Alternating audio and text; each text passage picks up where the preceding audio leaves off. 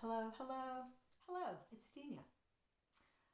Hope you're well today and taking care of yourself as we get ready to enter the holiday season or whenever you're finding this.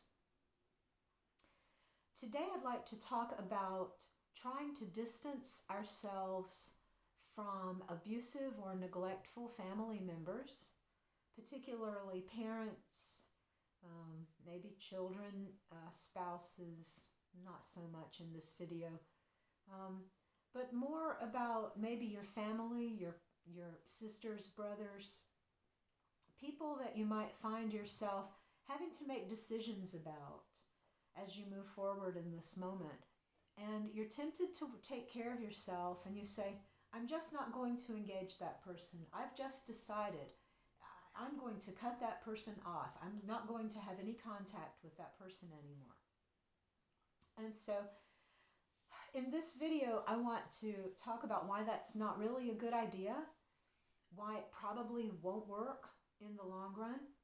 And then if you know all of this and you want to skip ahead to what I suggest instead, you can look across the bottom and see the chapters. And when it gets into the talk about attachment styles, this is where I'll talk about what we can do instead to move forward. What I want to do now is talk about why it won't work. And that is because, number one, if you're talking about somebody who is your family member, your mother, your father, a sister, a close blood relation, if you want to change something, Carl Rogers says you have to have the desire to change. And I think the first problem is none of us wants to be without a mother or without a father, or if we were born into family units, we don't really want to be outside of those. We, as human beings, it's not like we're pack animals, but it is sort of like we're communal animals. And we need to sort of see ourselves in maybe an onion structure of maybe our closest friends, our family, and then going outside of that, communities that understand us, and then, the world at large and whatever out here. But we sort of see ourselves relative to others.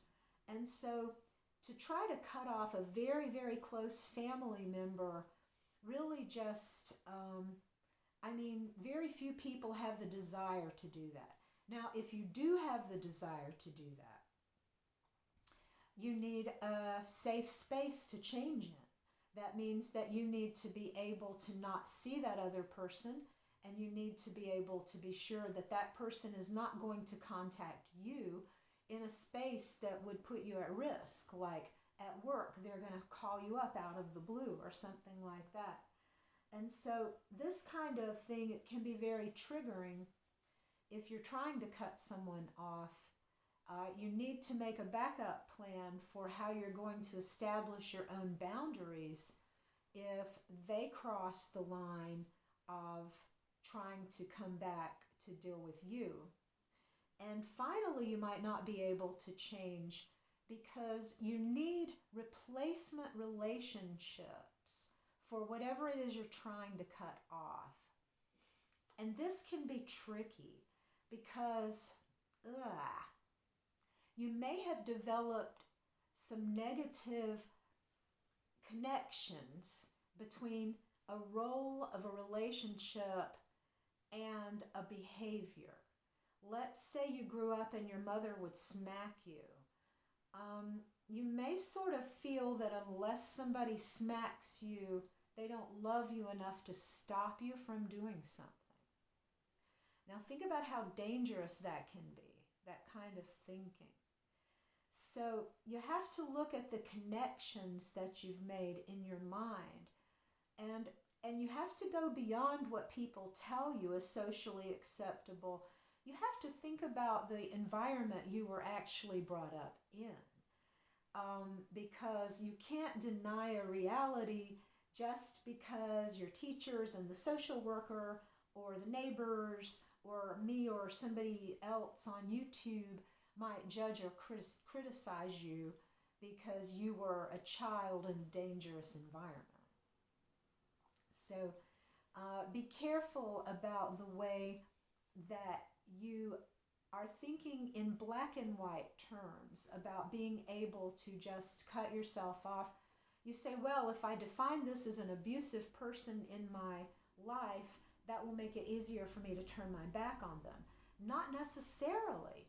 Part of you might still crave that abuse because it is the relationship that you connect with having a mother, father, sister, brother, uncle, aunt.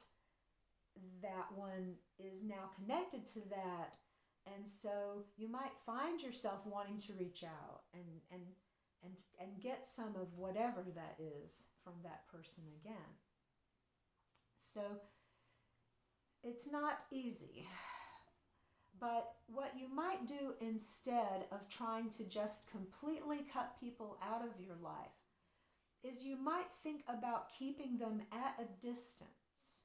So when there's good research that talks about attachment styles in relationships, and so one kind of attachment style is someone who is very anxious and they hold on to someone else very tight. Another kind of attachment style is that they can't hold on to anyone very tight. They have trouble holding themselves almost. And to have another person around might be too difficult. And this is called an avoidant.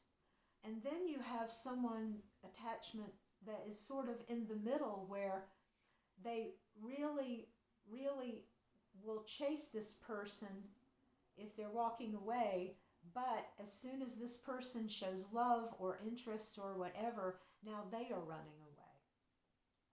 And this is, I call it a yo-yo, but I think they call it anxious avoidant. So it's a mixture of these two extreme styles done dependent on whether the other person is coming or going. It's almost like you have magnets between you. And like you can't get closer than this and you can't get further than that. And if this is happening to you, look up anxious avoidant attachment style. So this can help you. An understanding of attachment styles can help you as you have to get back around people, as these people have to come back into your life for even brief periods of time. You just want to get together to go out for dinner, and you don't want to be triggered, and you don't want to have a big scene. And so if you just remind yourself, if you think, oh, my mother was this kind of attachment style, and that is likely to bring this out in me.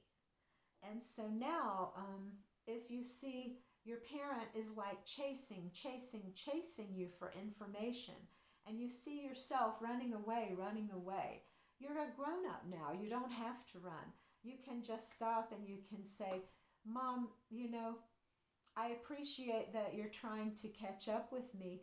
Why don't you call me after the first of the year when we both have some time to really sit and talk deeply about some topics? Did you do any interesting cooking this year for Christmas? And then shift it back up to a very casual level. Don't let these conversations, tabletop discussions, disintegrate into anything that you would not talk about with strangers.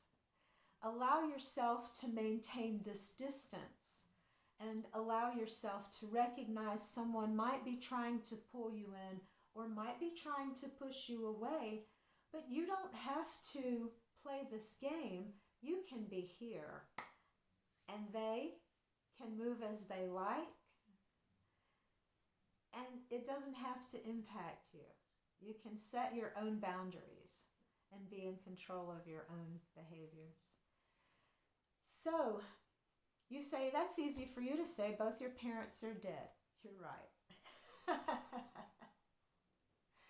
I wish you a very good, safe, peaceful season.